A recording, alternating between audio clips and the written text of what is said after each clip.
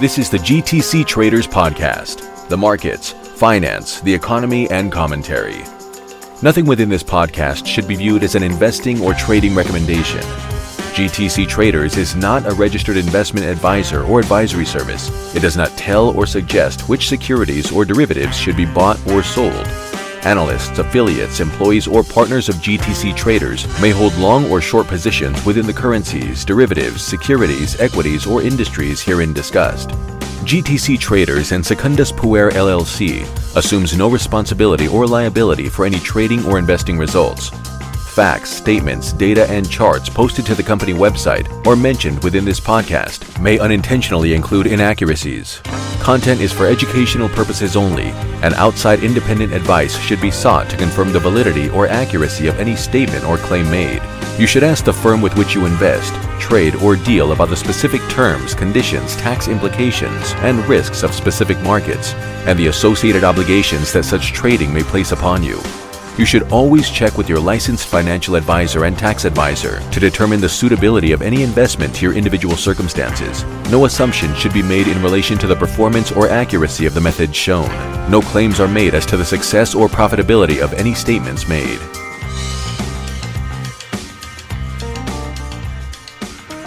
GTC Traders is not actually my first rodeo. When it comes to what is this exactly? And ones have asked that question, and maybe it's something we can discuss more in the future. It's not advice. It's never going to be advice. Something we have said for years and years, and especially who I'm going to talk with today has discussed this. For years and years, he's actually the one that came up with this. Rob is who we're going to have a conversation with. He said that everyone must develop themselves as a trader. No one can do it for you.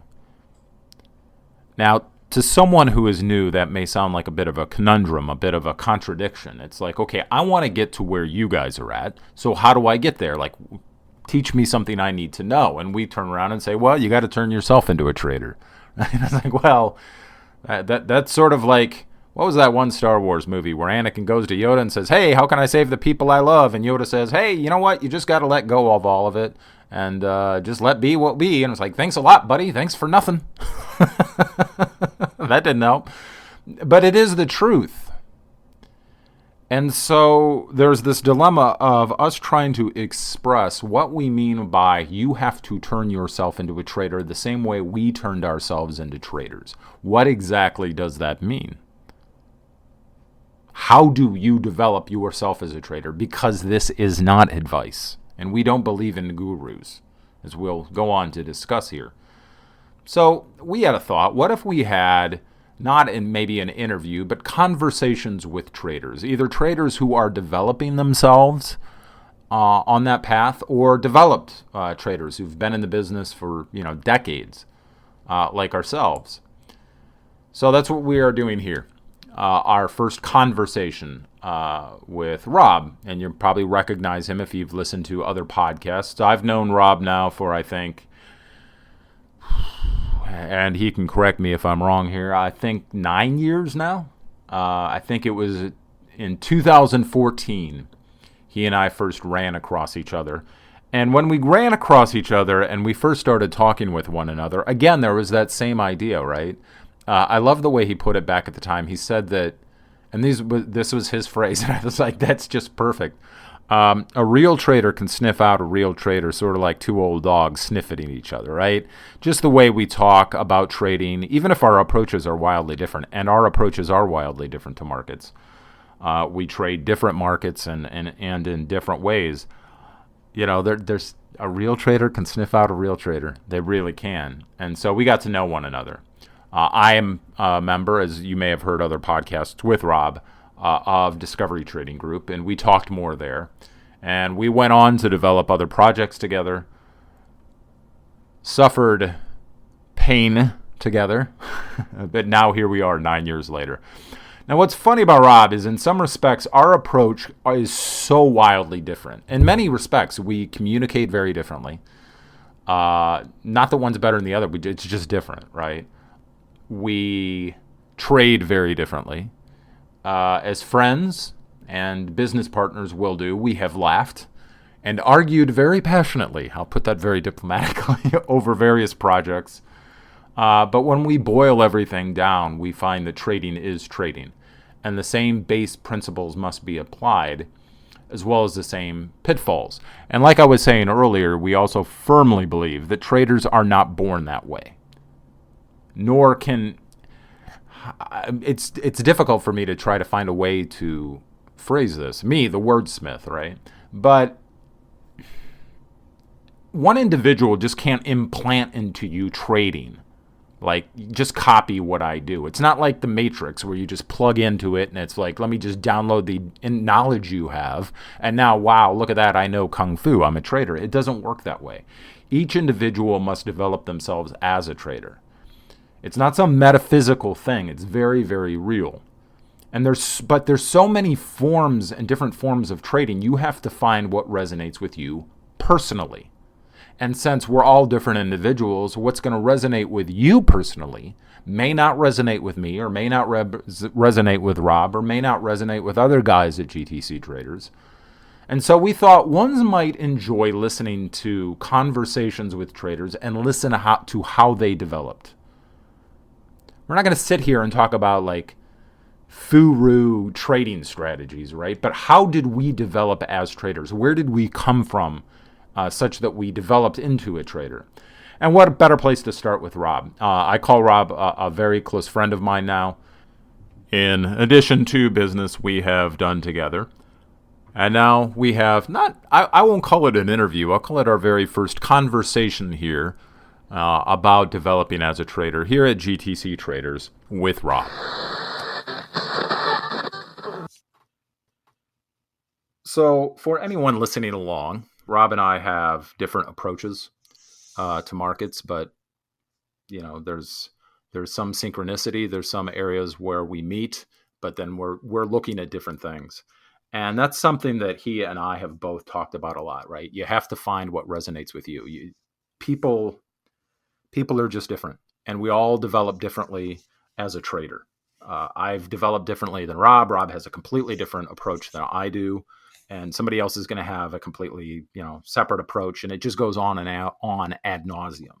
And there's a very real reason for that. It's for the aforementioned reason. We're all different people, and it's something I don't know about you, man, but I honestly think this is something that's sort of hard for aspiring traders to understand, is that we are all different and we have to develop differently. So it's like there's these different approaches, right? I have a heavy base in equities. I know stirs. I know this part over here. You have a very definite approach to things. And ones will come and say, and I've run into this. Ones will come in and say, "Well, I want to learn how to trade, or I want to, I'm sort of interested in this." And something I know I've told folks, I know you've told folks is, well, you have to find what resonates with you. You cannot trade like me. You can't just copy what I do or copy what he does, right. And it all work out. We all have to be different. And then at the same time, we say, I think the way to trade this market is XYZ, but you have to go discover that for yourself. I think a lot of traders get confused by that. I think that they don't understand what it means to like develop themselves as a trader, or that we are all different people and come from different places. Yeah, I mean, I think it goes back to this phenomenon that I've observed, since we founded DTG by accident, whatever, going on 15 years ago. Just the observation that how many aspiring traders, investors, whatever you want to call them, if you want to subdivide that by periodicity or whatever, they're seeking to emulate somebody, whether they hear an interview or they hear about a forum like DTG, or they now it's Twitter, of course. And there's just loads of brilliant, very well resumed, legitimately well resumed. Oh yeah, yes. I mean, amazing. Yeah. But I still kind of see the flaw in that. It's probably just human nature, right? It's unavoidable, but people want to find somebody that they think is smart. Now, whether it's, what they say or what they did, what their resume is, they sort of zero in that. And that's the guru concept that I think is just not the way to go about it. I'm amazed how many times, I encounter the sort of fallout from that, where you realize many years down the road, they're still trying to emulate other stuff that they see. And when they are asked, what are you trying to do? When, where do you think your edge is? And why? They can't answer the question. Blank Yeah. stare. Yeah. And it's because, Rob said this, or Dan said this, or, whoever they're getting their information from. It's all about sort of seeking the validation. Would he do that or she do that? And that's what's going to drive my decision, to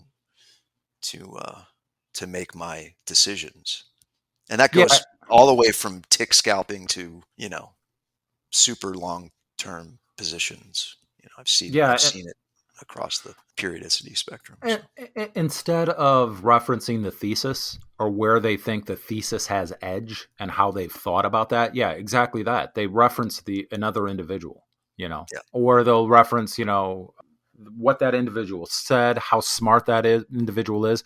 And some of these individuals have incredible resumes. Fantastic. I wish I had the resume that they had, but that's all they're referencing. And the resume is not going to make another person money. I don't care where they've worked. It's like, if you don't understand the underlying edge or various pieces of multivariate edge that the person's added together, that's their resume is not going to help you at all. I even want, I'll even fish sometimes and look for, even if it's something that I don't place a lot of stock in, like historical data chopped up in indicators, and this is set to this periodicity in here, and so this crosses this, and so therefore I do this. Okay, I'm not saying there's anything wrong with that necessarily. I'm just amazed by, when my RSI is 14 or whatever, then I'm buy, and I go, why? What made you want to do that? And they go, well, I just told you. The RSI is 14. I go, no, you didn't tell me anything. I want to know how you arrived at thinking that that's going to make you money. So what I'm digging for, right, or searching for, is a response of, I spent 2 years like digging through, 40 years worth of historical data. And I determined that, X percentage of the time under these conditions, it shows me the way to profit, Yes. But, yeah, but I don't hear that. I just hear it's just because, I learned it in a course, or I did this or that. And they, it's like, they're really not sure why they're doing what they're doing. They're just emulating what they heard or what they read. Or, the other DTG founder, NJ, always used the term resonate, I like that term. Yeah. Yeah. So he would say, you have to find what resonates with you, but then as an extension to that, I forget exactly what his wording is, but it's something to the effect of, you have to take whatever it is that you think that you want to do, and you have to, through study, through analysis, like prove to yourself that it quote unquote works, right? Putting that effort in to go, to really have confidence in whatever you're going to choose to believe in, and whether that's order flow in some way, or whatever it is that you do. So many people, I think, skip that sort of prove it to yourself through empirical analysis. And a lot of people don't want to do that because they go, well, I don't want to be a quant. I'm not trying to trade a system. It's like, who's talking about a system? I'm not talking about a system. I'm talking about, like, why are you in this trade? Right. Like, it's not about like some mechanical process and going, well, I'm going to look at, 50, 200 moving average crossovers over the last 50 years and crunch a bunch of numbers on it.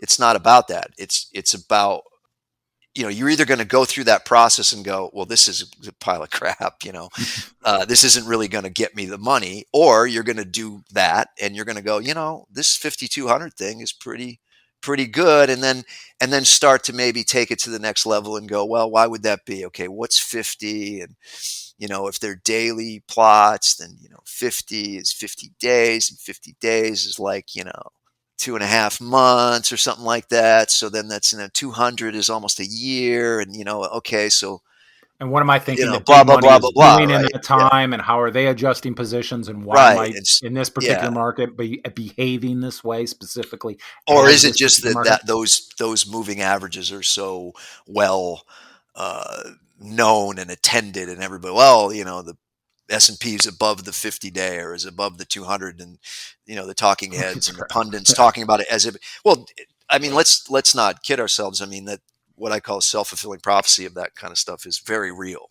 Oh, absolutely. You could take the most asinine uh, thing in the world that makes no sense. Okay, let's just look at 200 days worth of daily closes, and that means something. Well, if everybody thinks it does, It means something. then it does. Yeah, exactly. Yeah, because Exactly. Well, yeah, that's that. self-fulfilling prophecy. Yeah. Yeah, it's that I used the illustration before, and I know we've talked about it. About you have all the greatest poker theory in the world, and if you know poker mathematics backwards, frontwards, every possible way that every possible hand can be played, and you sit down with two like donk fishes that are just not behaving with any semblance of logic, It's going to change the game for it's sure. going to change the whole game, and you better understand that, or you're going to be losing some money.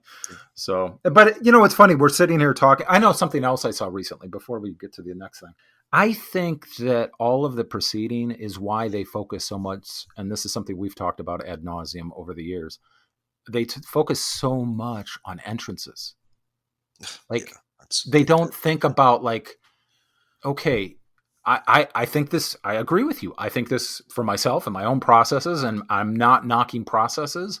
As Rob will tell you, I am a guy that uses pretty hard, fast processes. I'm going to be buying them right there along with you.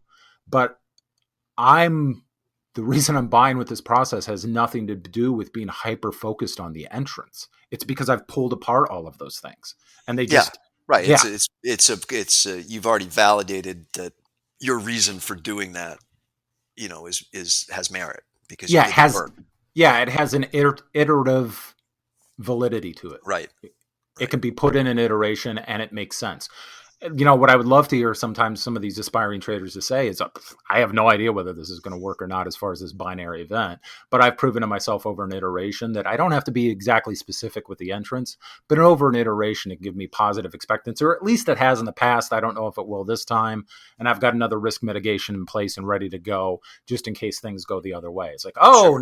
now you're talking my language, right? Yeah. And I know the other direction I see a lot of new aspiring traders go, they go to these trading truisms, and I think we both saw this sort of in the Twitter stream recently, is like, what is the most worthless sage trading altruisms you've heard that you believe to be pretty much completely worthless?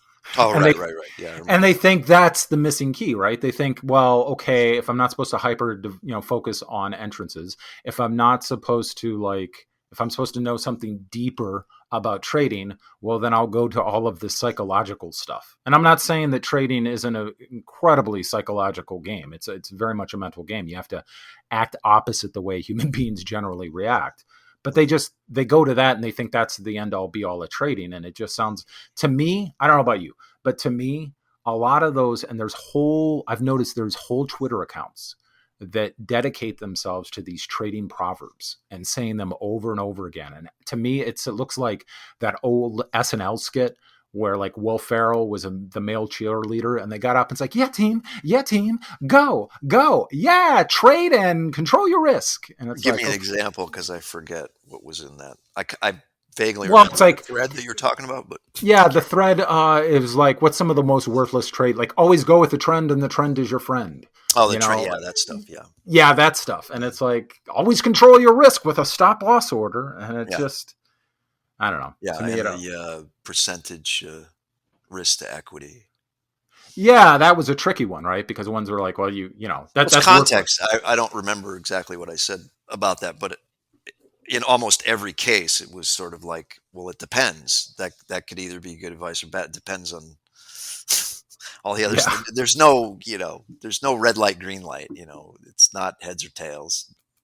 Half those sort of trading mantras can be good advice, I Yes. suppose, depending, what it is. And then again, it could be the worst way to frame up what you're doing. It just, Yeah. context, Overall. context, context, Yeah. always. Overall, what are you doing? If you're going to a high probability process, right? That's just, has a very, very, very high hit rate, and there's nothing wrong with that. And you're waiting for a, 4-to-1 payout ratio. Yeah. You're not going to be doing very well Well, over not the with long extreme term. price sensitivity, right? That's the price Yes. that you pay. I mean, Well, again, that's to everybody your wants point. to, everybody would love to risk a tick to make 50. I'll just do Right? that every If time. that were possible, right? But it doesn't, the market's not going to let you do that, right? So, As soon as you change those numbers, can you risk, 10 handles to make 50 handles? Well, yeah, you can. That's potentially viable, right? Or not.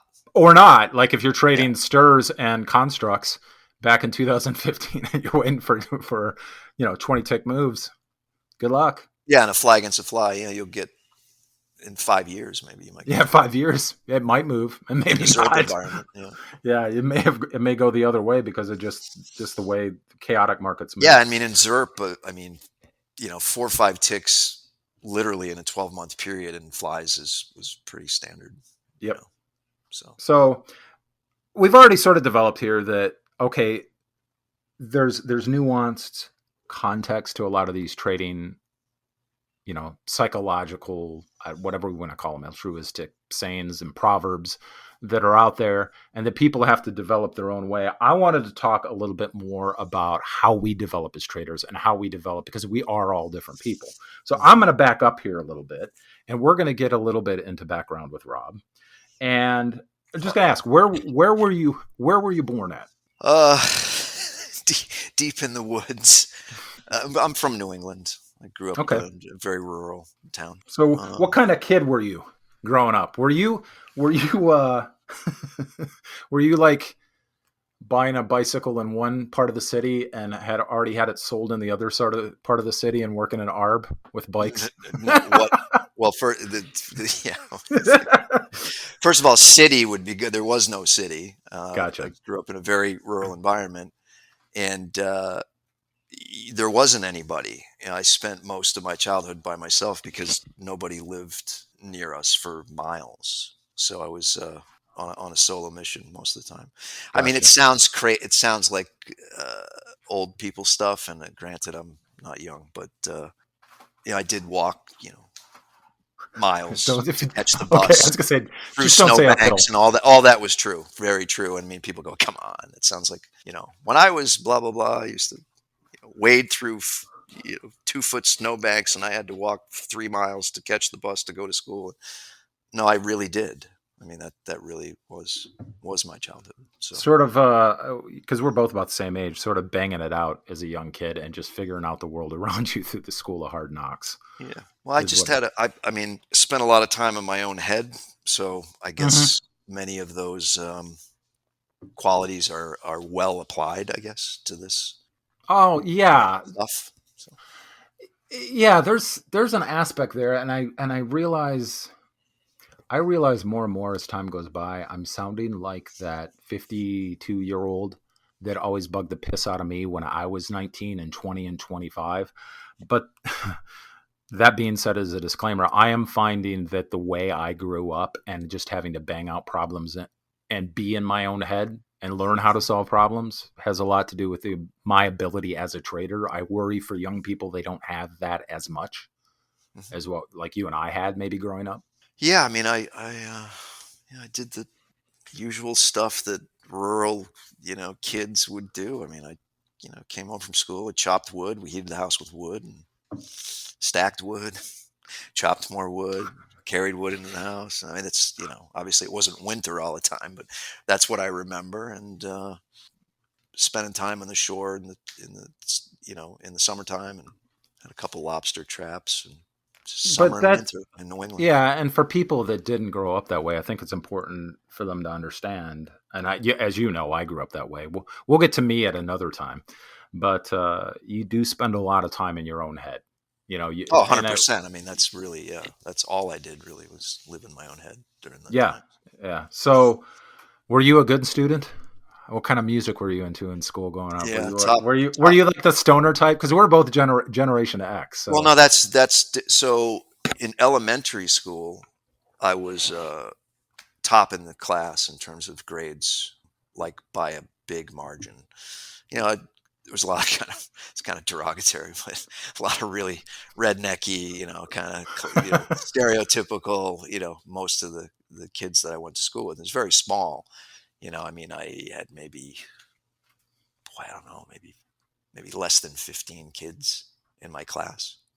So like oh really, wow, really, smaller yeah. than mine. Yeah. Well, I mean, yeah, I mean, just, very, very small population in the area that I grew up. So now when I got into high school years, I quickly became a C student. Not be, it, I found school to be very easy, to be honest with you, at least where I went to school. Maybe it's not everywhere, but it certainly was to me where I went to school. So my grades in high school were being mediocre was just a reflection of me being bored. I just wasn't interested in it. It was And I just too boring to bother trying to excel at it. So Yeah. Well, I know myself. I was so much the same way, and I'm not just asking random questions for those listening along about the way anybody grew up. Ones may know and have listened to Rob's interview on Chat with Traders, which I highly suggest. If you've not heard it, go back and look up Chat with Traders. I believe you can find it very easily under Risk Management is King and Gambling is Not a Dirty Word. Any search like that will bring up the podcast. But ones may know that you founded still and not a have dirty word, by the way. no, it's still not the dirty word. But ones may know, okay, well, Rob has his own quantitative uh, research firm. And therefore, in high school, he's probably taking Calc 2 and, getting ready No, for totally was. Stanford. Not Yeah. that any of that stuff has anything to do with the type of research that we've done, which is really, kind of the whole point. So in high school, I did just as well as I needed to do to be able to go to the school that I wanted to go to. So Yeah. we'll just say that, right? Because it was important. And so I did. And so I got, an undergrad degree in marketing and finance. But I think that's important for ones to know because they hear quantitative research firm and there's this thought out there that it's like, well, the smart guy that was taking like advanced calculus in junior high school. I mean, it's all relative to what you do. I mean, I guess people would probably have to understand the history of what, the genesis of the firm was about and where it came from. And it's was never rocket science. Exactly the opposite, right? For a very purposeful reason. Wasn't really about grinding data to identify efficiencies or inefficiencies, but it was really just about a process of trying to understand risk and how risk works in a very practical sense. But I've told the story many times. The genesis of how the research company started was born in failure.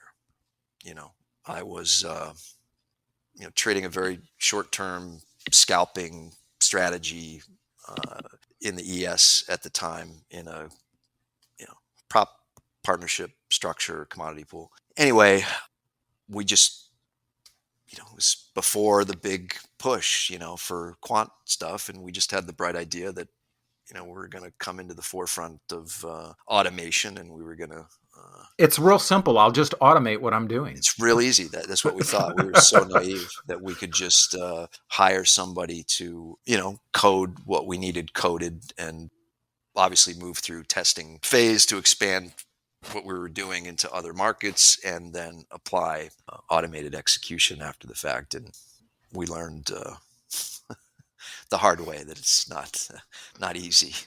What's going on in our brains is not so simple as to automate it. Yeah. There's, Well, I was just, we had distilled it.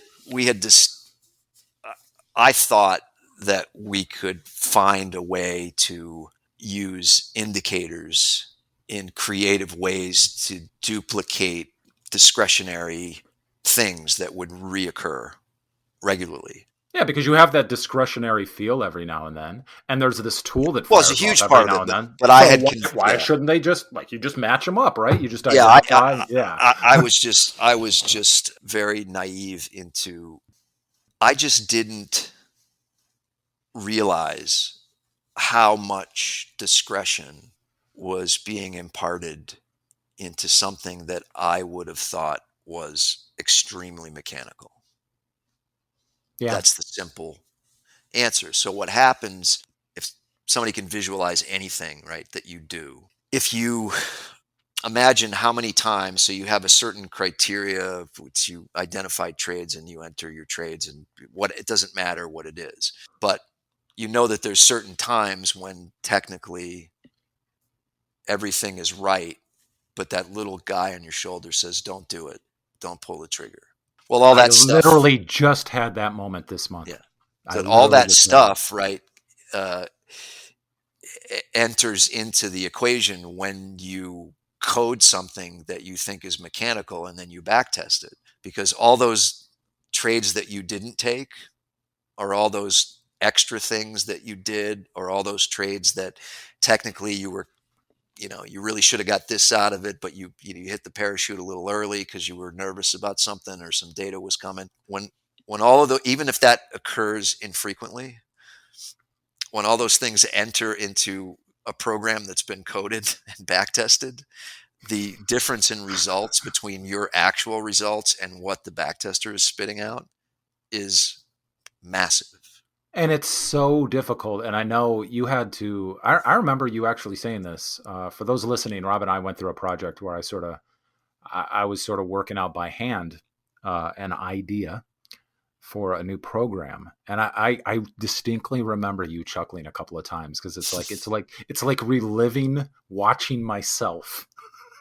Because and I had this moment where you will try to test something and you don't even realize that your brain is bending the way that you are applying the rules because you're applying the rules in a discretionary manner.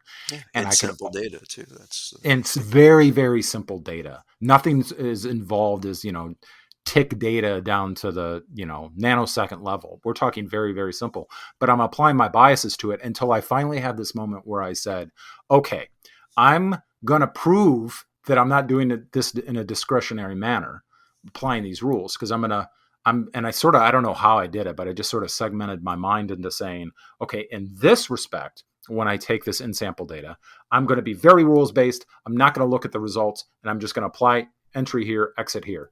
And then in this other area, I'm just going to continue to do it as I have been doing it. And the results were astounding. I think, I don't know if you remember that conversation, but I sat there for a good 3 days because where I applied the very mechanical rules was a program anybody should be embarrassed of. It was just crap. And where I applied the discretionary mindset, or the way I thought I had been testing things correctly, and I'm not sure if I'm explaining this well enough. I was sort of living in my own head, but it was like, oh, it was a beautiful program. It was annualizing 18% a year. Once I got to the end of it and I looked at the two results, the one that was, I had been testing, quote unquote, testing things in my brain the way that I'd been testing things for a solid year up to that point, and it was just not working.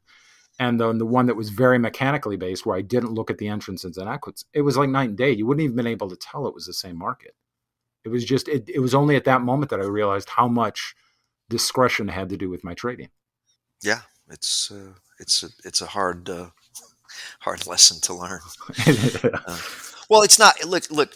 See, if people who haven't done this before or gone through this The kind of pain of this process. self-discovery, Yeah. they're probably visualizing something pretty extreme, and it probably makes you sound stupid on some level of like, well, how could that be? I mean, that's crazy. Well, you couldn't observe this or observe that.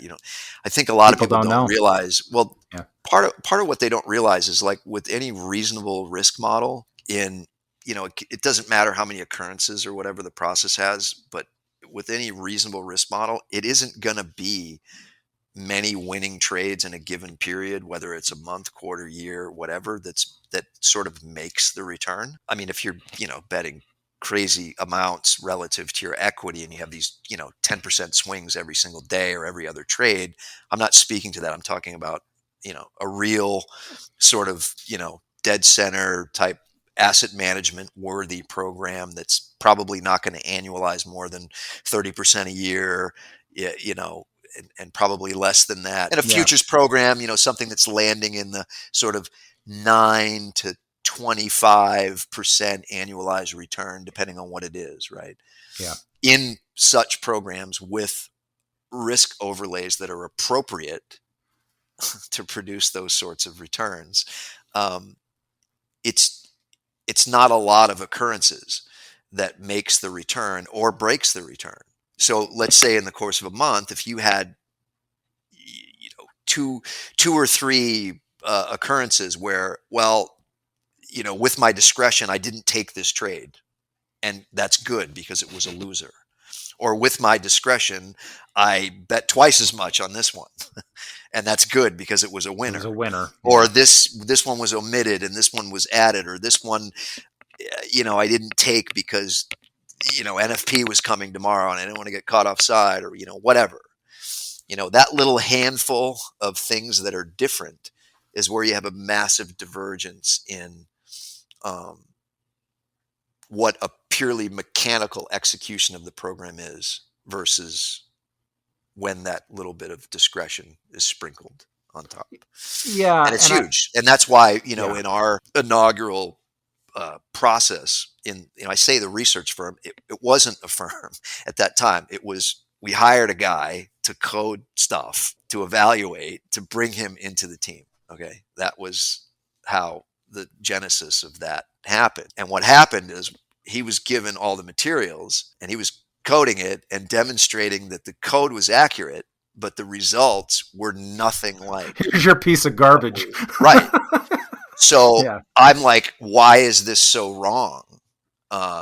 In my naivety, and that's sort of what spurred the discovery of all the stuff that I just talked about, wow, it's just this and this, and it doesn't take much, and this is what you're not really what your edge is, but whatever your edge is, how it manifests in the non-linear way that it typically does manifest, and what ends up being the catalyst for why you win or lose is the big discovery process to figure out why sort of, and we say it all the time. I mean, I've never seen ever. And, my partner has, even before working with me, has coded thousands of models. Is very accomplished in that regard. And I have never seen a single market. These are important. That's why I punctuate these when I say them, because people go, no, it's, and they get all like, Yeah. defensive. I know this Listen one case. to what And I'm it's like, saying. exactly. Listen to the exact phraseology. I've never seen a single market intraday strategy, where you're in and out and you're flat by the end of the day. Never seen a single market intraday strategy that was purely mechanical, Exactly. that made consistent money In a linear manner. over a significant period of time. And people are going to go, I know 5 guys and blah, blah, blah, blah, blah. And it's like, they show me a year, or they show me 6 months, or they show me what I said. No. I Or said even over 2 a years. I don't significant amount of accept time. 2 years. Yeah. I'm talking in our world, it's a decade or more. Yes. That includes a variety of disparate market conditions. Yeah, different paradigms of the market. Like, Right. I'll tell people 3 years minimum, 5 years is preferred, and even that's a small amount of time. Well, because so this is, and when people argue that, they say, well, come on, that's too stringent or whatever. I say, no, it's not. It's not. Everything. It's everything. And this is what I use for an example. If you have the greatest strategy in the world that grinds out money mechanically, and then October of 2008 happens, and you go broke, then it wasn't worth doing. If that's possible, running you over that train of, what the price action was in indexes in particular in October of 2008, which is, what I was really focused in at the time.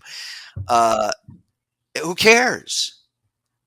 right? Yeah. I don't, it's like, if that's, so, building things from a standpoint of, show me the worst possible, and if there is no worst possible, let me recreate the worst Worst possible. possible. Let me go out in the history back to 1950 and find No, one. even if it hasn't happened yet, I'm going to go, Yeah. well, you know what? Let's say it was twice as bad as 2008 using the following measurement criteria. And what would happen then to this strategy if that happened? Oh, I'd go broke. Okay, well, then it's not good enough. Then it's Like, no you good. have to be able to adapt. And that's why. So the other part of my little sermon of, never seen a single market intraday strategy, made consistent money over decades. And then the final Mechanical. part of the sentence is, without ongoing adaptation. Yes.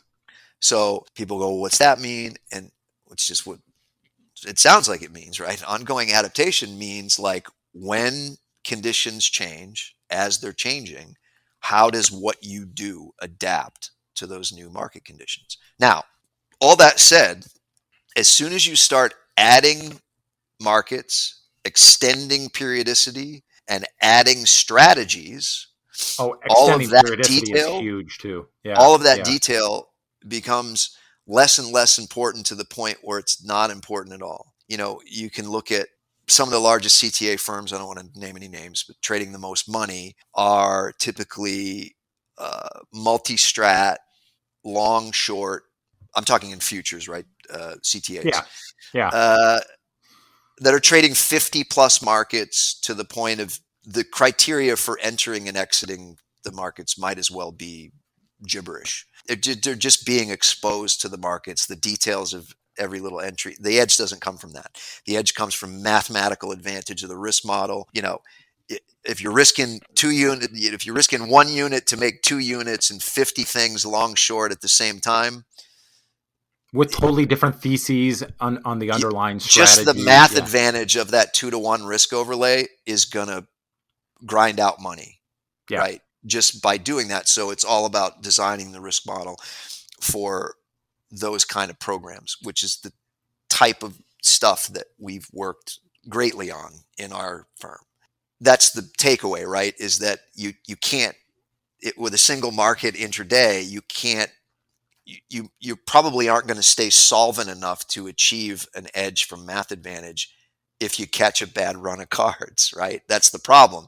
The If bad you beats. could stay alive, eventually that 2-to-1 or 3-to-1 or 4-to-1 math advantage is going to pay you off. But the problem is, you're going to have 37 losses in a row of 1% or whatever. Yeah. And long before you get to that point, you're going to alter or, pull the plug or, whatever. So that's why single market intraday is outright, right? Not spreading, is, one of the hardest things to do. But ironically, it's what everybody seems to want to do, right? Yeah. Like, they come into the market, they go, I want to be a trader. They gravitate towards tick scalping, outright It's front immediate. month crude oil. You know what I mean? Variable It's impulse response. Very, very quick. Yeah. I can get that satisfaction. Yeah. It's like, here's a hint. If you're new to trading, you probably might not want to scalp outright front month crude as your first. Oh, front month crude. Yeah. Yeah. We've had that conversation many Yeah. times. So, I mean, it's like, it's all this stuff matters, but a lot of people that I run into don't realize how much it matters, to the point of defining whether you're going to be successful or you're going to continually go back to the drawing board and fail over and over and over and over again. Over and over and over again. And I thank you for saving me, because I realized that as I was describing that process that I went through, it does, to anybody listening that's new to investing or is an aspiring self-directed trader, they may think, well, this Dan guy sounds like sort of an idiot. It's like, well, okay, well, I'll tell you what, try it. It's the nuances are unbelievable. And we're not even saying that there is a place in quantitative research firms for very highly, and this proves and is sort of underscores your entire point, for very detailed, very adaptive, very high mathematics, rocket science on a continual basis. That's almost self-learning machine language, and how it has to constantly adapt. That does happen in quantitative finance. If you're new to trading, I can guarantee you this: you don't have the money to research that sort of or to finance that sort of research. You just don't. It's tremendously. I don't even want to admit what we spent in money, time, opportunity, if you add it all up, it's staggering what that was a very costly mistake, being arrogant enough to think that we could just flip a switch effectively and automate and, Human increase discretion. capacity and, all of that stuff. So those were definitely hard lessons. Yeah, so that's all to underscore the point that we've got to this point, right? You're growing up in rural New England, sort of near the coast. We're sort of inside our own head, and ones will hear quantitative research firm. And what we've been trying to describe to this point is ones shouldn't get it in their mind, although they can go the rocket science route. If you are thinking Stanford and Princeton, we're not saying that that's not out there, but don't think that trading is about that. Anytime you hear quantitative, it's not, right? You don't have to have been this. God knows I wasn't. That's why I asked about your schooling. Don't think you have to have taken calculus. And if you haven't taken calculus by the 5th grade, well, then you're just out of finance and you're not going to have a place. It's not the case, because a lot of the pain of figuring this stuff out, and you and I have had this conversation when we talk about AI, is understanding sort of the simplicity, anti-human ways and paths you have to take in order to figure some of this stuff out. So yeah, that's why we were sort of reviewing, sort of the development. Go ahead. Yeah, look, I mean, I think a lot of people may incorrectly assume that the whole rocket scientist thing, when it comes to quantitative trading research, is universal, and it's not. not. Yeah, that's what I'm trying to say. It's specifically related to tier 1 high frequency market making, where you're competing essentially against other high frequency Tier market 1 makers. market makers. Yeah. It's a world that exists only for pennies or single ticks, and it's a world where the competition is occurring at every price, up and down the price movement in every market all day, every day, and is occurring in a space that is We cannot compete in the sub 10 microsecond range, which, just for comparison's sake, it takes you about 300 milliseconds to blink your eye. Each microsecond is 1,000th of a millisecond. Yeah. So it's nothing that the human brain can comprehend on any level. Hence why the rocket science, right? In order to study it at a high level in such small slices of time. And huge technology investment, blah, blah, blah. But as far as the rest of the research world is more people like us. Yes, yes. It's like a whole different. They're two different galaxies. Yeah, right. It's classic in sample versus out of sample data sets for testing and ideas based on your own visual acuity, right? Things that and you being can see. A gambler. Look at that, and yeah.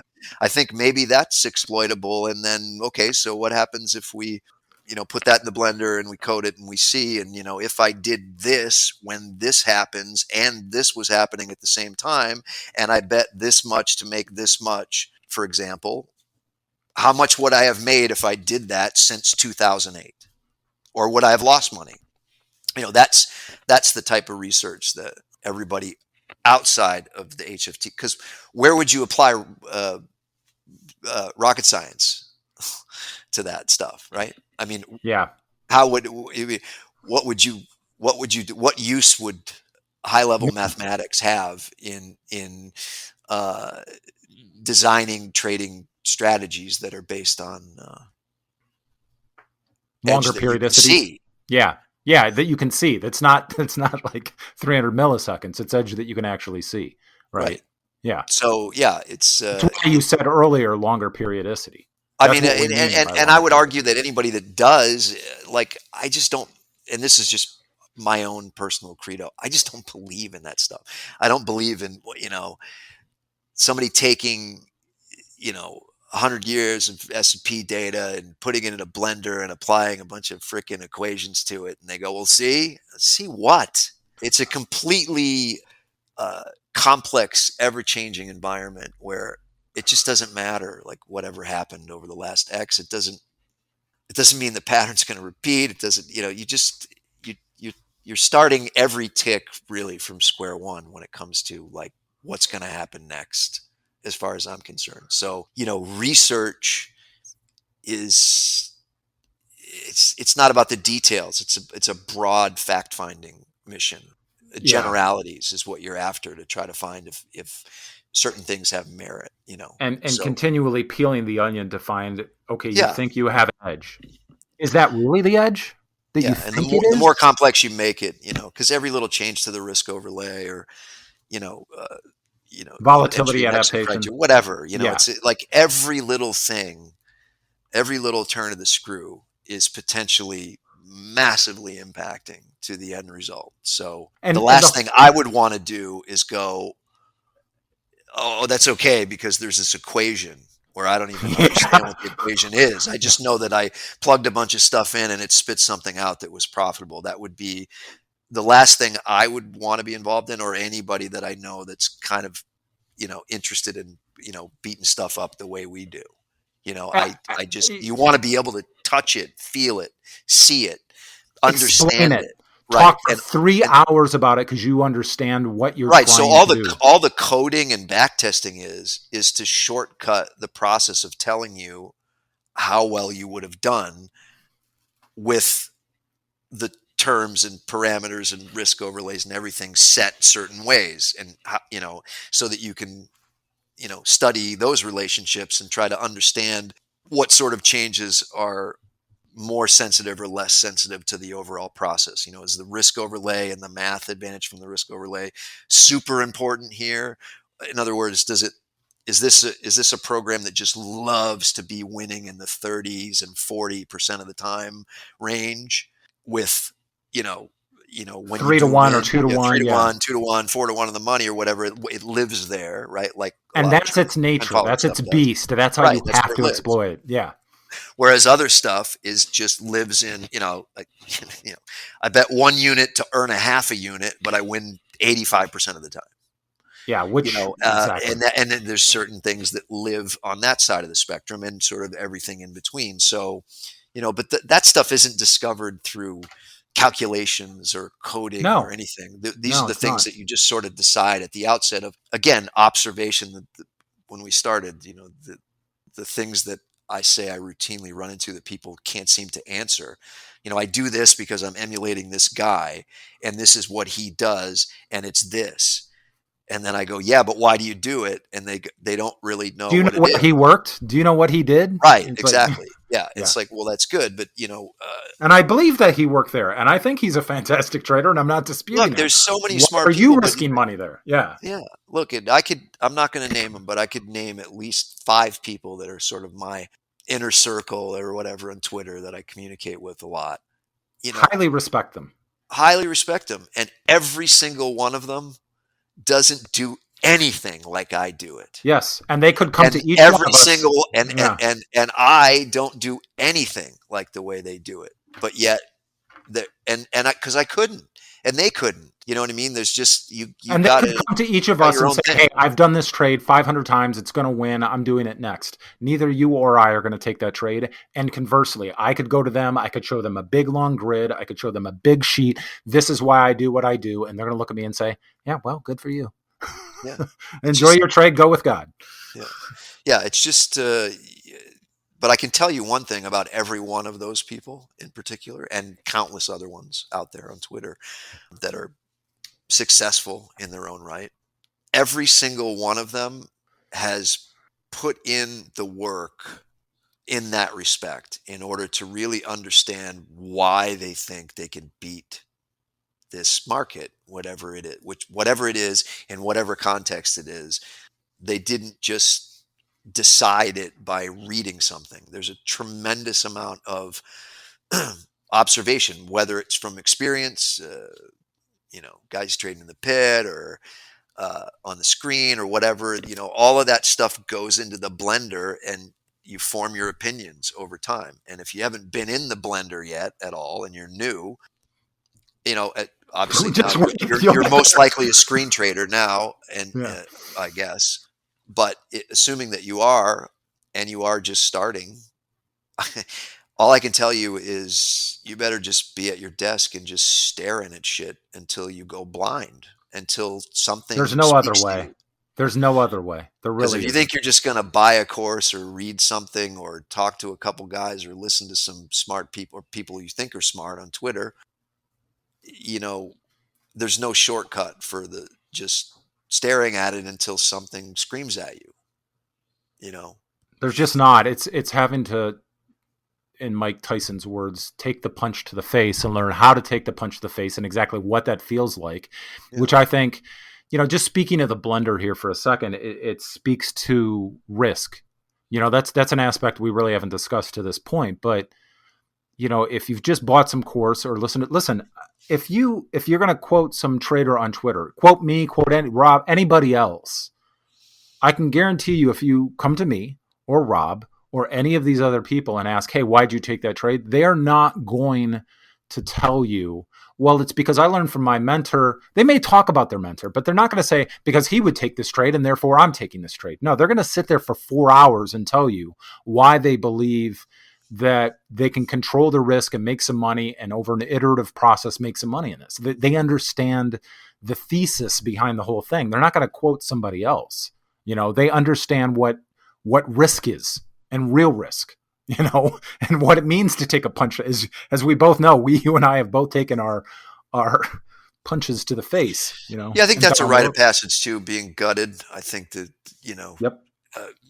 Not just the actual gutting itself, but being made to feel what it feels like to be gutted has some kind of intrinsic value of some kind of, it's not just that I've told the story before where, I got stop-gapped and tried to get cute and thought I could scale my way out of it and whatever. And the next thing you know, I got, beat over. There goes a Ferrari.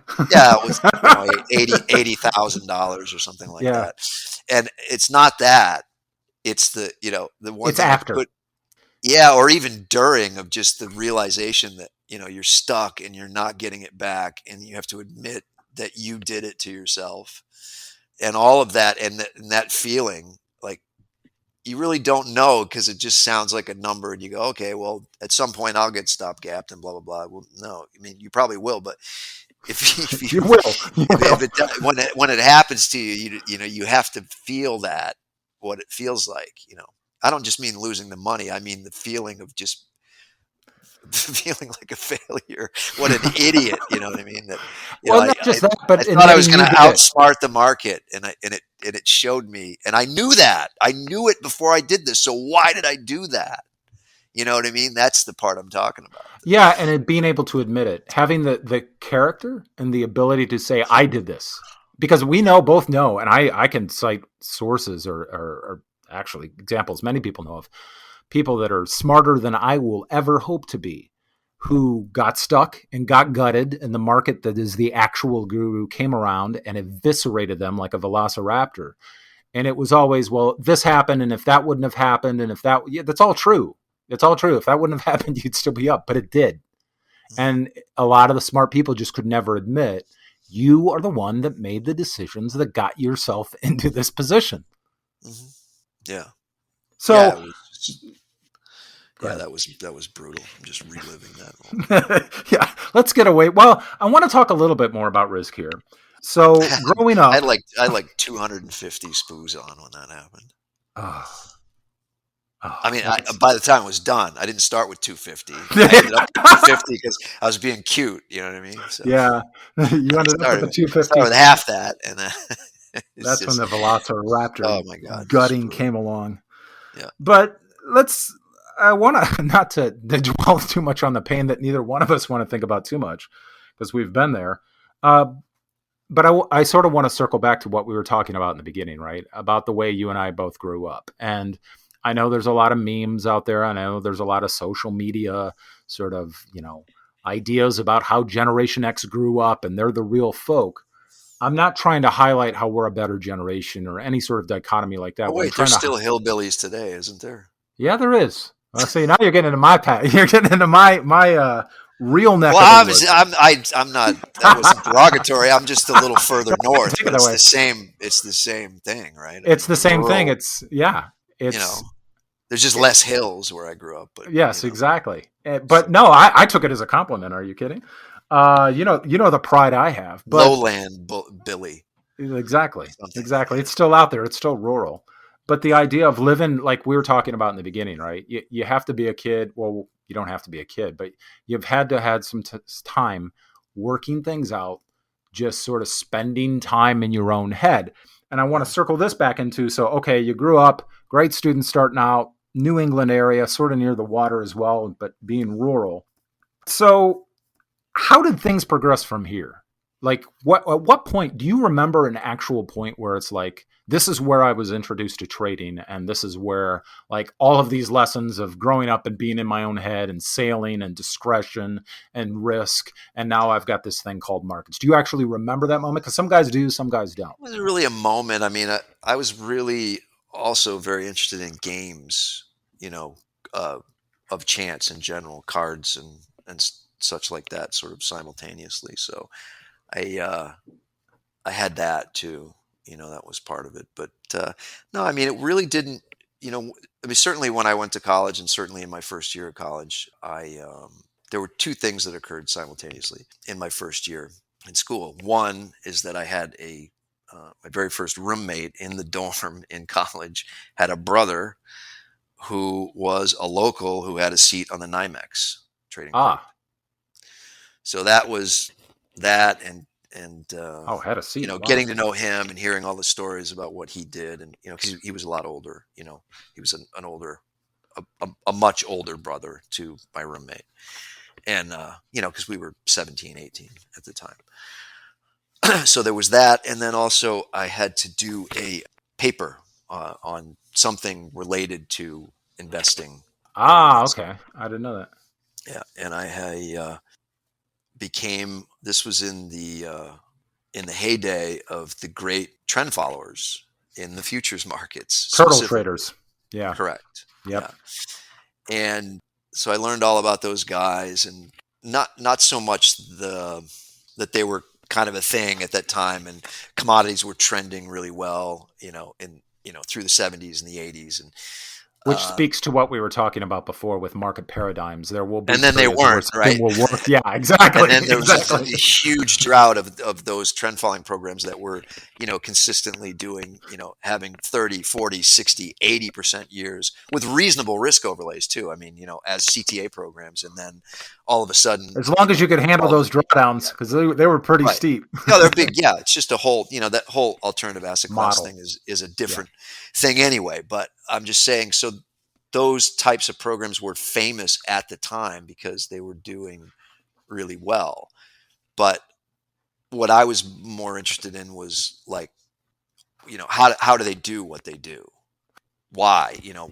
What makes this stuff tick? And the way that they go, their models were very, very similar. All of those guys, where they would see how to put it simply.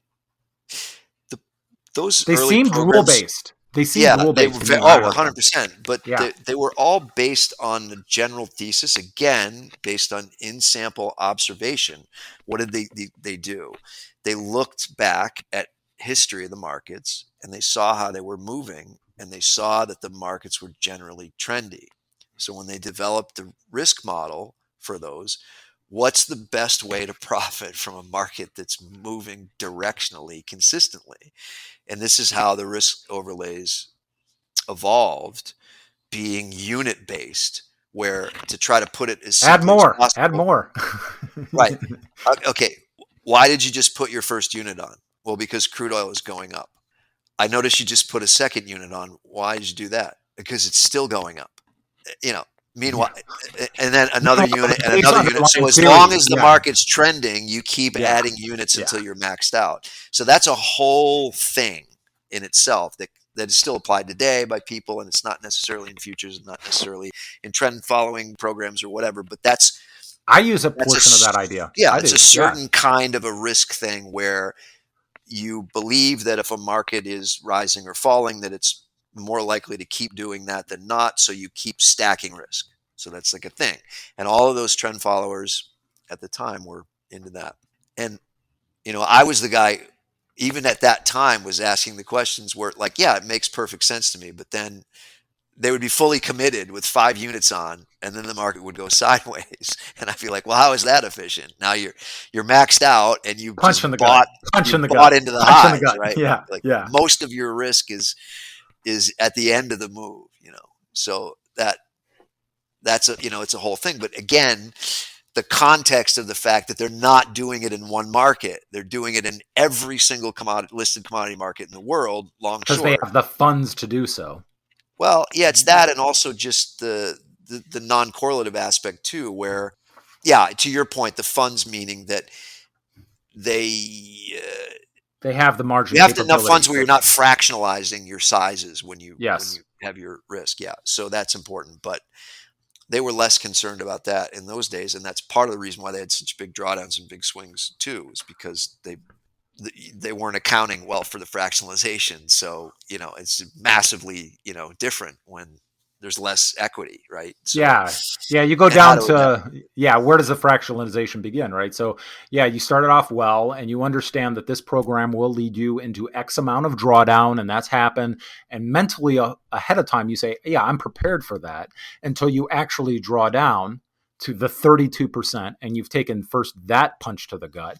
And then at the same time, oh, wait a minute, I can't put on the requisite a number of contracts because now I've fractionalized, and now the whole model's bent, not because the model's bad, but because I don't have the funds to actually put on 0.375 oil contracts. There's no such thing as 0.37. Yeah. Less than one. Yeah.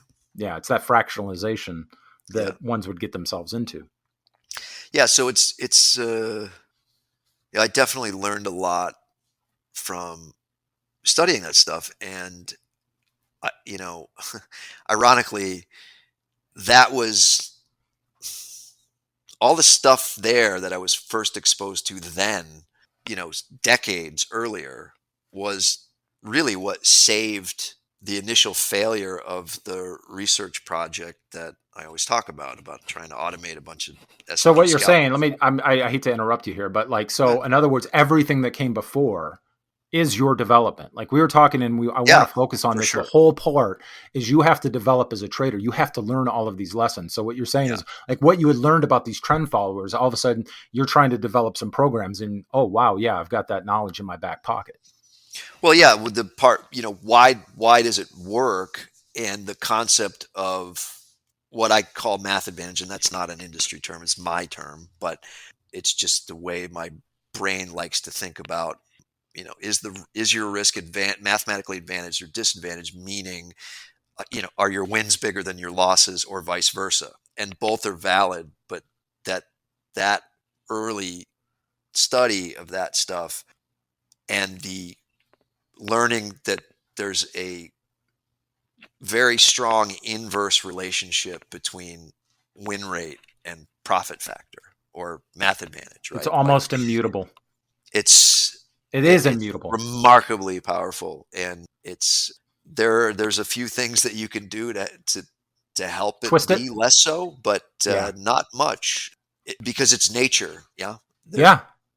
It's just, everybody wants to risk $1 to make 50. Think about it. People usually, I'll also find that taking your head out of markets context,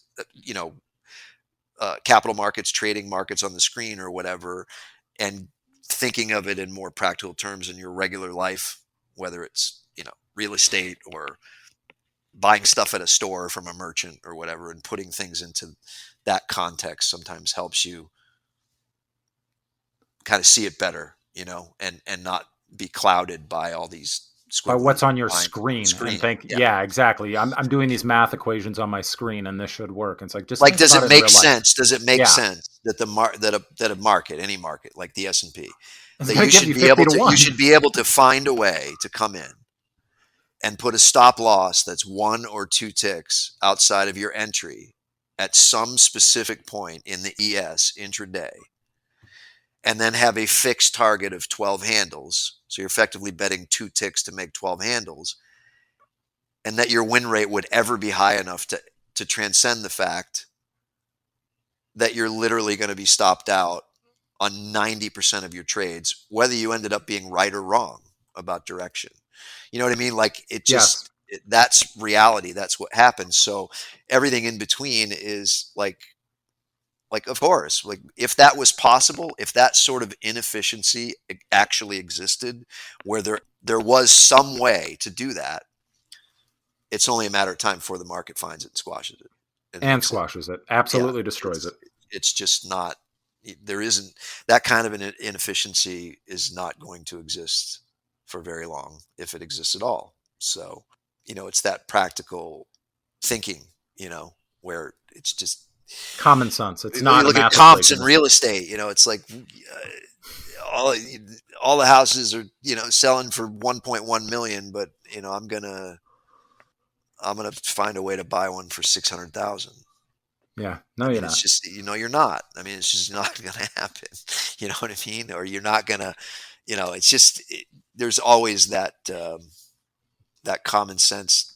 Well, Thinking that's will save you on a lot of stupid goose chases that you'll get into in markets. Like, you see somebody's claiming some cockamamie edge that's producing some cockamamie returns, and you just go whatever. Like right away like I hear, well, so and so is making 10% a month. I hear that, for example, yeah. consistently makes 10% a month every single month, 120% a year, blah blah blah. Hear it all the time. And you find out, right, that what he means in the 10% is 10% on his margin risk Oh, selling.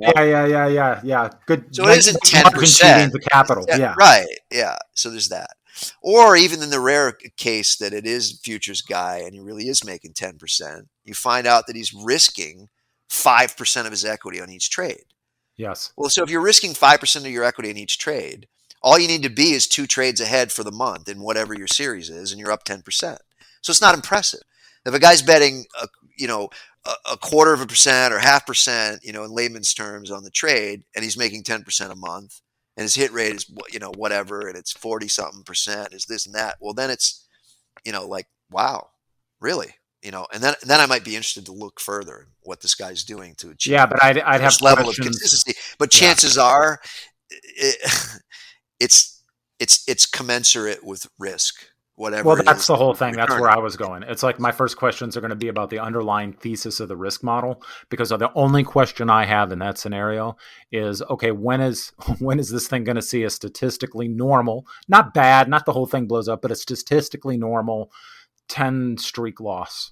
And yeah, you've been quitting at 5% or 10% each month, but that's only because you quit that month. and your risk model is not going to support that when you run into the inevitable, 10 streak loss. You're just Yeah. risking too much. The risk model just doesn't support it. So I have a friend who, this is going back mid 2000s, early 2000s to mid 2000s. Friend of mine, option seller. During that time, on any given day, he was probably 10 to 15% of NDX options in volume traded. In volume, Big. like Yeah. just so people listening understand what we just said, all the NDX options out there being traded, this Correct. trader represents this percentage. Yeah. Yeah, So he's he's big 10, boy. 10 he's 10, 12, 15% of the volume every single day in NDX at that time. Yeah. He's running a hedge fund, managing $60 million, selling options, okay, which is just pedal to the metal, like level of, like, that's a lot of money for an Yeah, option selling strategy. Like, a that lot. gamma risk and that capital risk just Right. does not show up on a monthly grid. That's not Right. the risk you're seeing. You Right. have to And know what he's doing. and it's no secret, right, I mean, that's what it is. It's the 60 million is a lot of money relative to such a strategy, but not given the risk that he was taking. Yes. That's why, right? So it's a classic thing. I mean, it worked out great for a few years for him. And his general model is that, he would make outlandish monthly returns. I don't mean on the margin, but I mean actual monthly returns. Like, they have to be reported in an asset management operation, right? But he knew that every single year, he was going to have at least 1 or 2 months out of 12 in every year where he's going to lose. He was going to have a single month. He was going to lose 30, 35% just in that 1 month. So it's like anticipating that drawdown, right? And it's I mean, you know why? If you ever sold Yeah. options before, right? He's just, you roll them up, roll them up, roll them up, and then they keep going, and you have And a they keep six signal going. And event, it's, and then I it's, don't, yeah. that's it, and it's a gutting and whatever. So he knew he was going to get that, and his investor base was trained for it, and So he had yeah, done the yeah, yeah, work I on can handle educating it them. until it Yeah. happened, and then they all, wanted to redeem, and they said they could handle it, but then when they actually did lose 35%, like overnight, then then they want their money back, and all of it's true, right? So, like, this stuff happens over and over and over again, and there's always some guy that's doing crazy returns, and no, no, no, he's different. It's different this time. Like I'm always, saying on Twitter to be facetious. Like the kids say, no, no, no, it's different. It's crypto. Yeah. No, no, no, it's different. In inflation, it's normal to be 5%. It's different this time. How many Yeah. times I've heard that in the last 30 years? It's different I, this time. I No, no, no. can't This is count the that high. .com bubble. This is different. This is the We internet, don't man. need revenues like the old model. No, no, no. It's not important that we make money. It's different this time. Yeah. No, no, no, man. This is people think we're AI. It's exaggerating. different. Yeah. It's AI, man. It's different. People think we are exaggerating, that people actually said that. We've got pool tables, we've got ping pong tables, which, hey, if there's a place for that because you're putting your people up and they're working 20-hour shifts out of a 24-hour period, I get that. But we've got ping pong tables, we've got pool tables, and we're not generating any revenue. And I swear to God that was happening. And we're hearing, oh, we don't need to because .com. Yeah. And we could just roll this out forever. Like, somebody thinks they can roll an option forever until the math eventually hits them. And that's what's going to happen.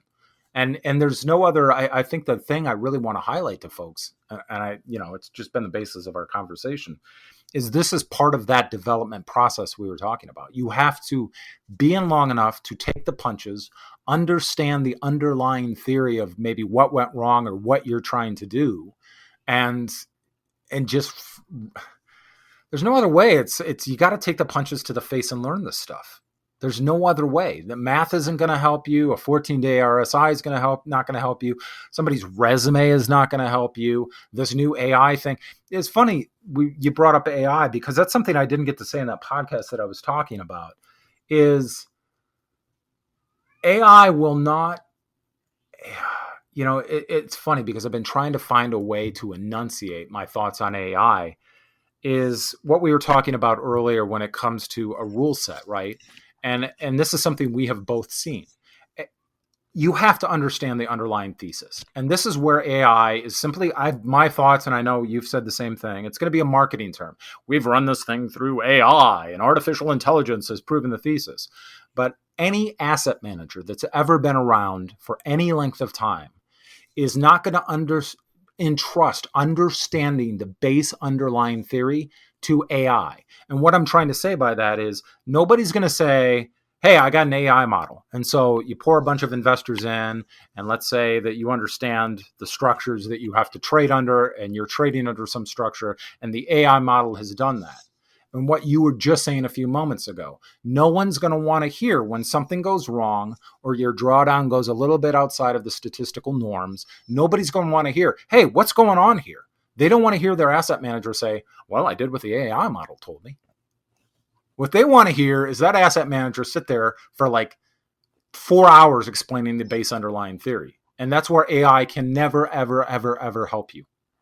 Because I can tell you, you're going to be facing nothing but redemptions if you come back with the answer of, well, we're just doing. I can tell you. Yeah. I mean, as somebody who's been in that business, there is nothing has changed on that front. No investor is ever going to accept anything other than an actual human being that's at the helm and is responsible for his money being directly responsible for it. Exactly.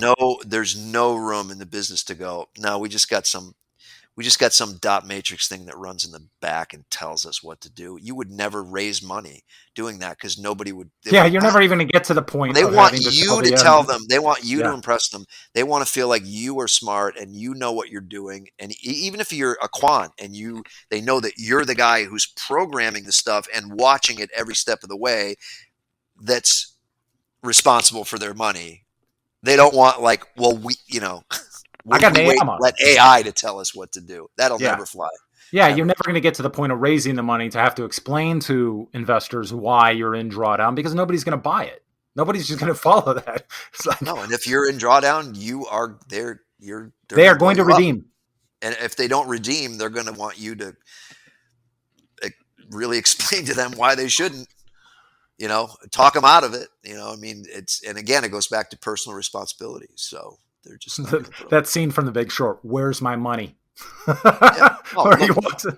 I remember that scene, and everybody that I've ever discussed that movie with, I go, that guy's right. This guy's a Yeah, madman. he's right. Absolutely, he's right. He's And correct. if- I would have shot him probably, but I mean, but that's just me because I'm a hillbilly, of course. But I'm just saying, like, the guy you did what? Give me my money. You put it You're all you're into way one off thing. mandate. You're taking a flyer or whatever. And I mean, I know everybody loves the guy because he happened to be right. He and he got happened away to with be it. right. Yeah. But he didn't. What if he wasn't? Now, you'd never hear of him, and he would just be another idiot, hedge fund guy that took a flyer with somebody else's money. It's funny how you can't explain that scene to anybody that, who has not traded money, because that entire movie, great movie. I love it. I enjoy it. I'll sit there and watch it with my wife, but you can't explain to them he's right. You took all of your money, you poured it into one idea. And then when he goes in to say, where's my money? You try to refer to what the contract says. Yeah. You give me my money. You're right. I would have been there strapped. It's like, you give me my money and you give me my money now. Yeah. No, he was right. I mean, it's like, You just happen to be correct in the end. There are many stories of many guys that weren't. Yeah. So, even guys that were right and still lost money despite being right. I mean, that never gets talked about, how easy it is in these markets to actually be right and still not make money. I can't tell you how many times I've been in that position, especially as a shorter term trader. I mean, that's like the world that you live in.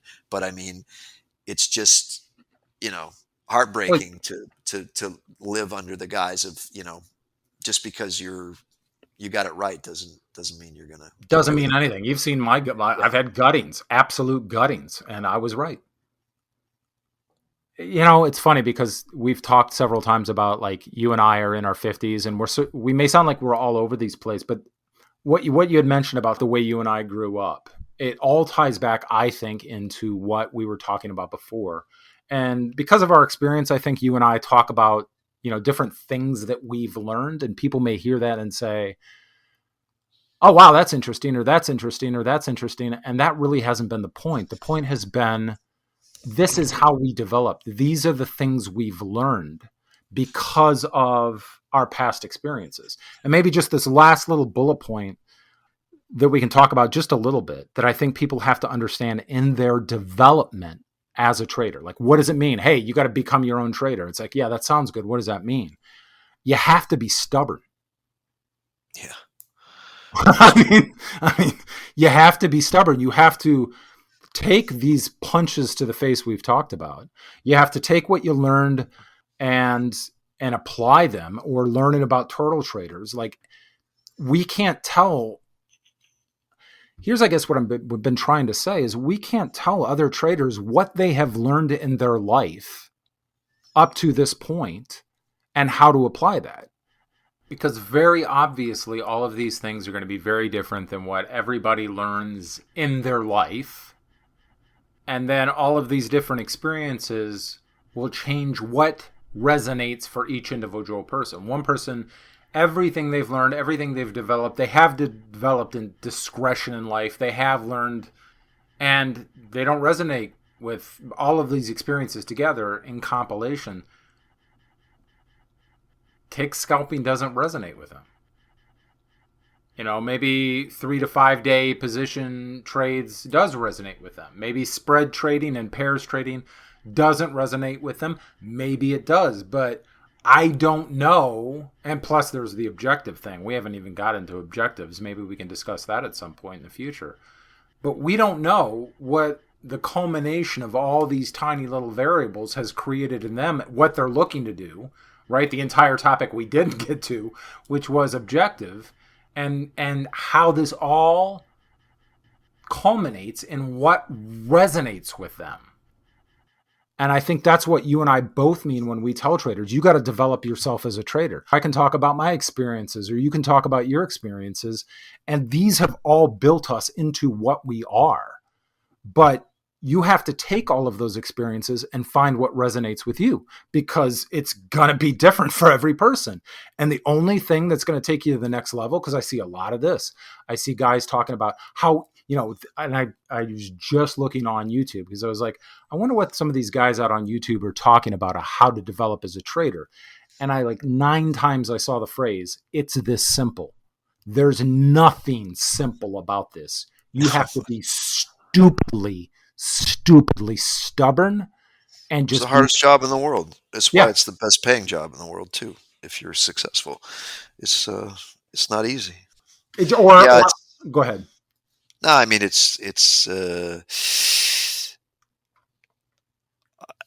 think there's a lot of people that seem like they're willing to do the work. It's not, but that's can be misplaced. It's like, what are you working on? You know, And why? and why? I still, believe that the most fruitful work that you can do is finding what you think you can exploit and doing whatever's work necessary for you to become supremely confident in it. Because if you're not, then you can't be stubborn. If you don't dare to be stubborn. You see what I'm saying? I know you've You're had talking about two different conversations. stubborns. We're talking about two different stubborns. Well, no, it's all the same to me. I mean, Yeah. you know, you know quite a bit about what my thing is. Yes. And one thing that you know for sure is, I know that I know what I know. Yeah. You and I have had so many There conversations is where you just cut it short when you're like, Dan, no, stop. I know this. There is no variance in that. That's not like, I think I know everything or I think I'm smart. No, it's not arrogant. You understand, but I'm saying Yeah. I don't want anybody to misunderstand that means that I'm arrogant or I'm smug or I think I'm better than the market or I'm smarter. No, it's quite the contrary. Trust me. But it's the confidence to you have to have the confidence in what you're doing. You have to believe in I think the curve is going to do this because of this. And that may be, because, every single time this is the data and the market starts to react this way with the data, this is what I have proven to myself over and over and over again that I think the curve is likely to do, right? In other words, It doesn't mean it's going to happen, but it means that I've done a lot of work to gain the confidence in why I make whatever decision I'm going to make at any given time. I don't have any illusions of thinking that edge comes trade by trade. That's a whole other topic, right? I mean, edges are always manifested over groups of occurrences. It's never why. And people go, no, that's not true. Explain to me how it can be anything but true. Whatever market you trade, you're trading in an environment where whatever your decision-making process is based on the set of data and situation up to the very microsecond that you make that decision. By definition, what a market is right after that, everything and anything is subject to change. So while all of your analysis leading up to that point where you decide to enter long or short in that market may have been 100% correct, well, then somebody comes in and sells 5,000 and it runs you over. Yeah. So who cares? You run into a massive iceberg. Right. So who cares? So that's the thing where, that's like I argue with people who say, you shouldn't. Trading is not gambling. Smart trading is not gambling. Smart investing is not gambling. You bet on unknown future occurrence. It's gambling. I'm sorry. That's what it is. It's a game of chance. Now, you want to have an adult conversation about it and say that because of your track record of your decisions over groups of You can occurrences in an prove an iteration, iteration. Yeah, you can an prove iteration. that those decisions more likely than not are going to result in a positive outcome, despite what the market unknowingly decides to do next. That's different. But as far as on this trade, is your analysis going to assure you a win or a loss? Who knows? Who knows? Poppycock. Yeah, who Nothing. knows? There's Nothing. no right.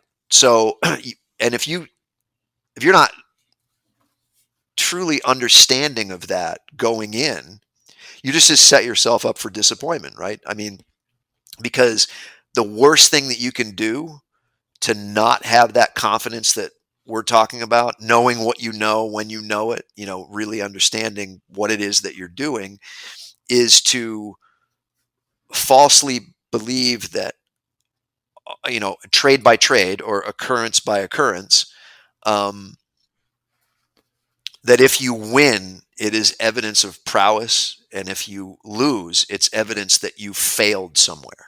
Yeah, and I think It's not. honestly, it's not. Yeah, this is where it goes back to what we're talking about here with stubbornness. When I say ones have to be stubborn, it goes into that development process, right? It goes into everything we've learned. Like, we know these very specific things about trading. We know that it has to be iterative. We know that if you show me 10 trades and they're all winners and you've got 100% success rate, I don't give a rip. That's not stubbornness. You did 10 trades. I view an iteration of trades as 30 trades. That's one. In your periodicity, let's clarify. In your in periodicity context. But a lot of people don't Because understand. 30 trades to a scalper is like a day, half a day. Exactly. You know what I mean? Exactly. So let's be clear as to my periodicity of more of a intraday swinger, 0 to 15-day periodicity. I don't care that you show me 10 profitable trades. It means nothing. As a matter of fact, it may make you the worst trader that has ever existed. I care about one iteration in a 0 to 15-day periodicity. One iteration is 30 trades. Okay, great. That's one. It's like kicking out a push-up.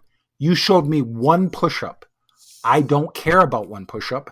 I don't care about 30 trades. Show me the second iteration. Show me the third. And people are like, well, I've done 3 push-ups. Show me 5 years of push-ups. Right, exactly. And that requires one thing: stubbornness.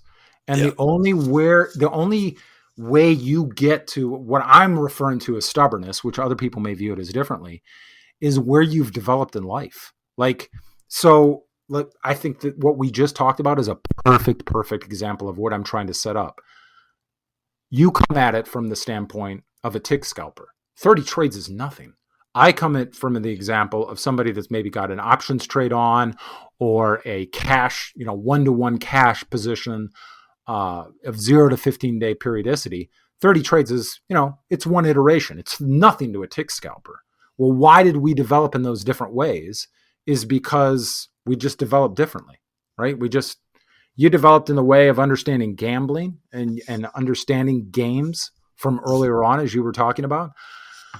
It's like, I want to be in a holler, like let me get my 30-06 and go deer hunting. That's what I want to do. So I don't have to look at this. We just develop differently. And it all comes from very different life experiences. Yeah, the whole hunt for you is the walk in the woods. Exactly. Yeah, it's just a different, It's a totally different vibe. And that's why I think what you and I are both talking about when it comes to developing yourself as a trader. I don't know how somebody else's life develops. So you listening to me or Rob on Twitter means nothing.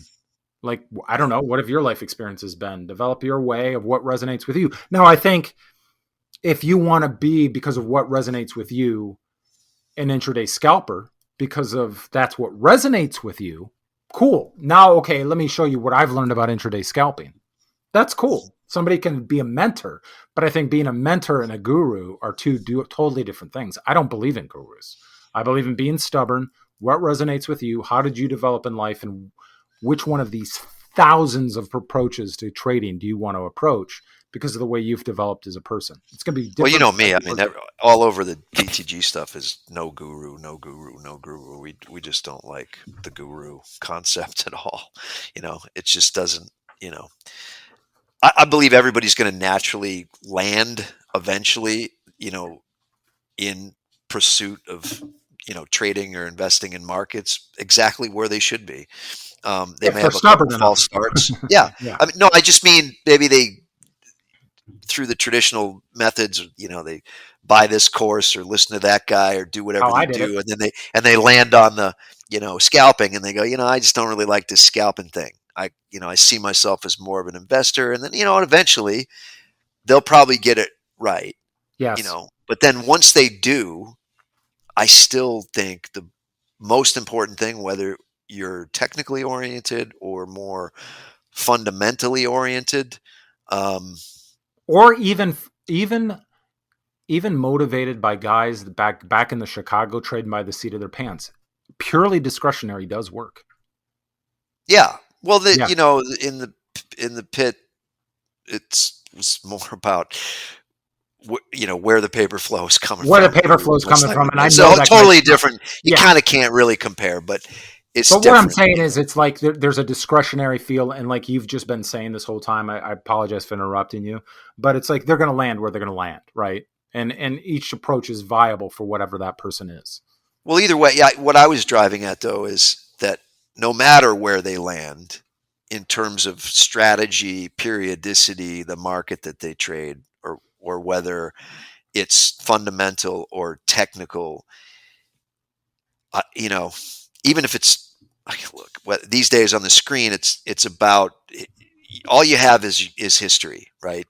So before it's all over, you're going to have a thesis about something that you think is edge. Now, whether it's, I don't know. I'm just trying to come up with some random, fundamental point where I don't know. I'll just pull something out of the air. Every time non-farm payrolls is X, I want to be long 25th for the hour. whole day. Yeah. Or whatever. And the point being, like, great. So, like, but how would you come up with that? Right? Is my point. Like, if somebody told you that you should do that, that's not good enough. And I don't care how successful the guy is. Like, if you're going to do that, what you need to do is pull up data of everything that happened with the market that you trade, with all of the data from payrolls releases, and you need to prove it to yourself with your own eyes that that's like, okay, interesting. I think there's edge there. I don't think a lot of people do that anymore, Dan. No, they don't.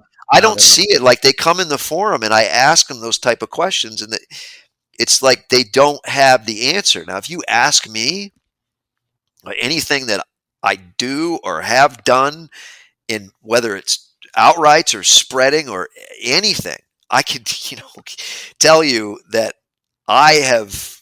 Oh God, I can tell anybody that. I have run my mind and my eyes bloodshot.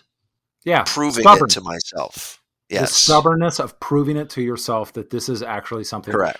And that's the thing. That's the other form of pain, right? It's like, it goes back to that whole thing. It's not about higher calculus. It's not about being some innate genius. It's about being a gambler. And don't get me wrong. I'm not an idea factory necessarily. Everything that I ever thought I could get edge out of, I heard about from somebody else. Oh, me too. We've talked about just like anybody else, right? Somebody, this guy does this. This guy, trades for ticks and the futures, and this is great. And okay, I got to look into that. But the point is it's not. It doesn't end there. It's like a level of immersion to do what, again, going back to what NJ says with the resonate and prove to yourself that that you think it's edge, by putting the work in and understanding, it on every level, because that's what's going to give you that confidence to be stubborn, to sit through the hard times and go, no, this is, this hasn't let me down, and it doesn't quite feel right now, but I got to hang in there. You know what I mean? Because this is my thing. This is my thing. Yeah. And that's because it's all about managing discomfort. Like I've also said a million times, you're never going to Embrace the suck. I don't know anybody who's successful in this game who just walks around like, king, what, and is like, I got the, world by the, what. Yeah. I mean, it's Yeah. like that you're questioning everything all the time. And if you're not, All you the time. should be. You should be, because it's like, Yeah. it all goes into that development process. The only person, it's funny because I don't think new and aspiring traders understand this. They have this concept that every time I get involved in a trade, I am 1,000% convinced because of the iterations and the multiple iterations that I've done and the way I've developed in very rural, almost a different galaxy, almost a different country. The reason why I'm trading this market and my lifestyle, and because of my life experiences, I traded this, and I've proved the iteration. I've been stubborn because of my background, and I've stared at the screen till my eyes bled. I know this next trade's going to win, and therefore I'm not nervous about it. Baloney. Every trade I get involved in is like, this is going to be where that one thing happens in the world that I didn't foresee, I didn't test for, that nobody ever saw, that is the black swan. Everybody always talks about black swans, and they're not black swans. They're things They that do happen too. They do happen. Things nobody ever got. Do we know that? Multiple times over is going to happen to you. It's going to happen to you, and you have to take the kick in the gut. Literally, I've explained to people, like, do you have the background? Did you grow up in such a way that you can take a thoroughbred horse, a Tennessee Walker, kicking you in the nuts, and as you're going down in pain thinking, I got myself here. I shouldn't have brushed him that way. What could I do differently? Yeah. and think my way through as my nuts have literally been crushed. That's this business. And you got to have the stubbornness, and of however you've developed, to take all of your knowledge and what resonates with you and make it your thing. And to do, like, I think we're coming at it from two different aspects, right? I'm coming at it from the aspect of who are you as a light, just your life experiences. And I think both are equally valid. Okay, where did you come from? How did you grow up? What did you learn about discomfort? What do you want to do in life? What's your objective? And like you're saying, the stubbornness to, like, stick with it and go in knowing the confidence because you've adequately tested it, and not think you've tested it because somebody else showed you a pretty chart that you happen to believe. Yeah. Yeah. Variance and all that too is just part of that's where the game stuff comes into, is just a different angle, like you say, but it's the same. It all lands in the same place. It all does land in the same place. So I think we've covered it adequately. I hope people understand by the end of this, it's where you've developed as a person, how to be stubborn in both testing it out, how to test it out. Your life experiences are different from everyone else, and therefore you're just going to approach this differently. But when you do find a market or a style of trading that resonates with you, somebody may not be a guru, but they may be a mentor. They may say, hey, you're walking into this trading pit. Let me show you what I've learned. If you're trading in the same sort of pit and periodicity that I have, mentorship is a different thing than being a guru. Nobody's a guru but the market, period. That's right. So I agree. I think it's a good place to wrap it up. Hopefully we've covered that adequately enough. And I want to thank you both for your time as we've ironed this out, as well as being our very first guinea pig for these conversations with traders. So hope we did you justice there, and thanks again for your time.